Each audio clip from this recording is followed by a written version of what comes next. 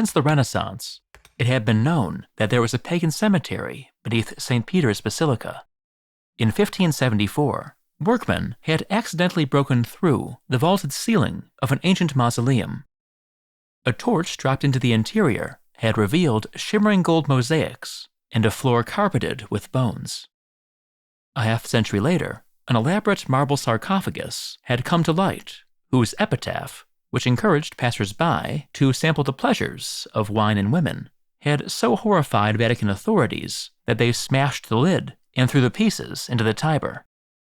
But by 1939, when Pope Pius XII decided to lower the floor of the grottos under St. Peter's, these reports had been almost forgotten. Nobody expected the workmen to find more than a few medieval burials. Almost immediately, however, they struck the roof of a pagan mausoleum. Soon they uncovered another and another, a whole necropolis from the height of the Roman Empire, 30 feet beneath the basilica's floor. The Pope authorized the clearance of the largest possible area that could be safely excavated.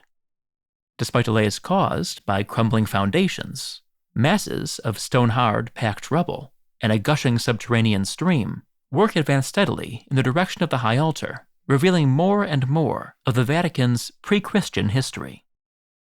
2,000 years ago, the Vatican lay on the suburban fringe of ancient Rome.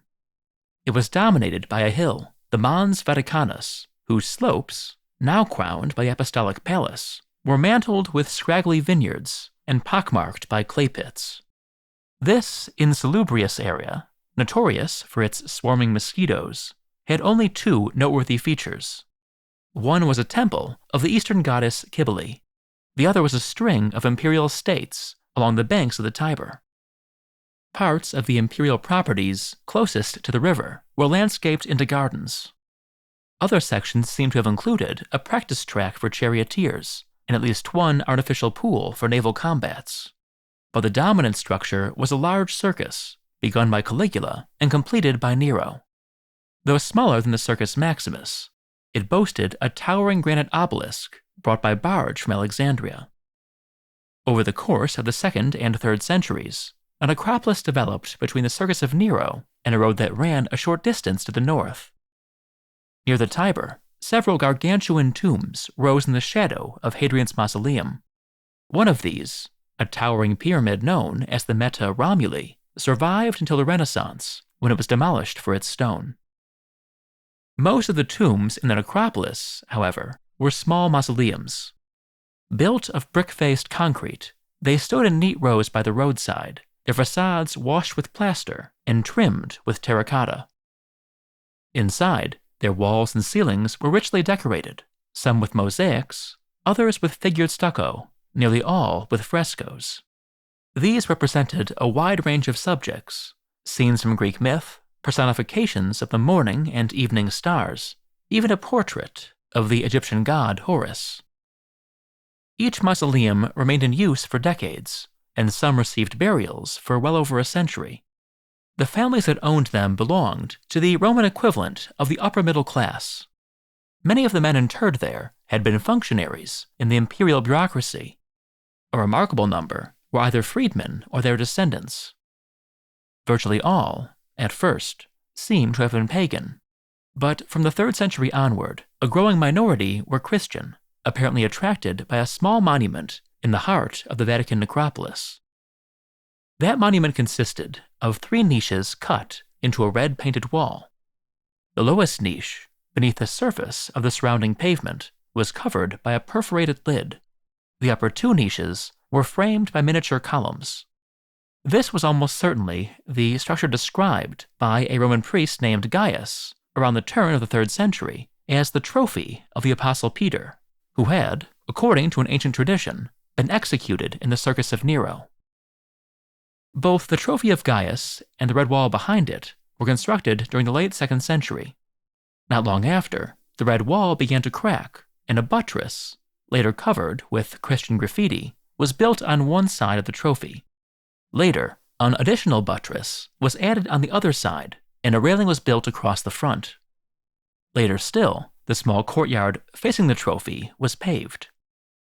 Otherwise, the Trophy of Gaius and the rest of the Vatican Necropolis changed little until Constantine, the first Christian emperor, decided to build a church of unprecedented size and grandeur directly over the site. The emperor insisted that the apse of his new basilica would be centered on the Trophy of Gaius. This was problematic, both because the terrain around the monument sloped steeply and because Roman law strictly prohibited the violation of cemeteries. Constantine, however, was undeterred. The emperor's workmen cut deep into the Mons Vaticanus and dumped the spoil, more than 1 million cubic feet of earth, over the base of the hill to create a level site. In the process, they obliterated the upper part of the Vatican Necropolis. The portion on the lower slopes, however, was buried and so preserved within the colossal foundations of the new basilica. Constantine's church took decades to build. When complete, it was a spectacular structure, with long ranks of marble columns marching the length of its gargantuan nave. The focal point of the whole vast building was the apse, where the once humble Trophy of Gaius stood, now encased in a shrine of precious marble and porphyry, and crowned by a canopy with spiraling columns. At the end of the 6th century, Pope Gregory I constructed a raised platform around Constantine's marble shrine. Over the shrine, directly on top of the Trophy of Gaius, he built a new high altar. A crypt with a semicircular passage was excavated beneath the new altar platform, from which pilgrims could access a niche cut into the lower portion of Constantine's shrine. Despite various embellishments and a destructive raid by Muslim pirates in the 9th century, this arrangement remained basically intact until the Renaissance, when Old St. Peter's was torn down to make room for the modern basilica. The medieval platform and crypt were dismantled, and a new high altar was erected on top of Gregory's. At the base of this altar, the Confessio, a space recessed beneath the level of the new basilica's floor, was constructed. The finishing touch was Bernini's baldacchino, which unwittingly mirrored the canopy Constantine had set up over the Trophy of Gaius 13 centuries before. Now, at last, we can return to Pope Pius XII's excavations under the floor of St. Peter's. When the archaeologists reached the area beneath the high altar, they discovered Gregory's altar, Constantine's shrine, and the Trophy of Gaius superimposed on one another, all more or less intact. They also discovered part of the red wall against which the Trophy of Gaius had been built. The Trophy of Gaius, as mentioned earlier, consisted of 3 niches, 2 above the ground, 1 below.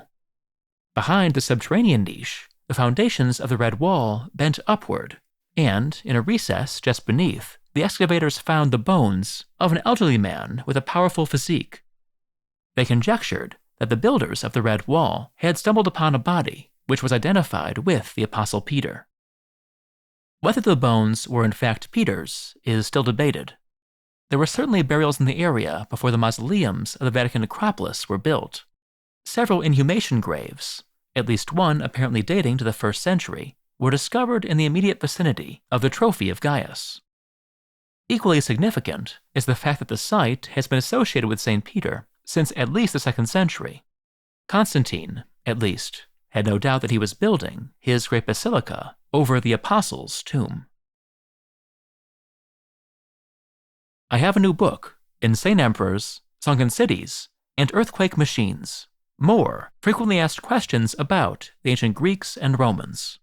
It's a sequel to Naked Statues, Vat Gladiators, and War Elephants, and it's available for pre-order now on Amazon, Barnes & Noble, and through your local bookstore. If you're interested in more Told in Stone content, including my podcast, check out my channel, Told in Stone Footnotes. I also have a channel called Scenic Routes to the Past, which is dedicated to historically themed travel. You'll find both channels linked in the description.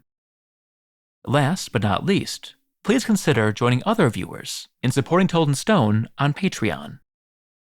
Thanks for watching.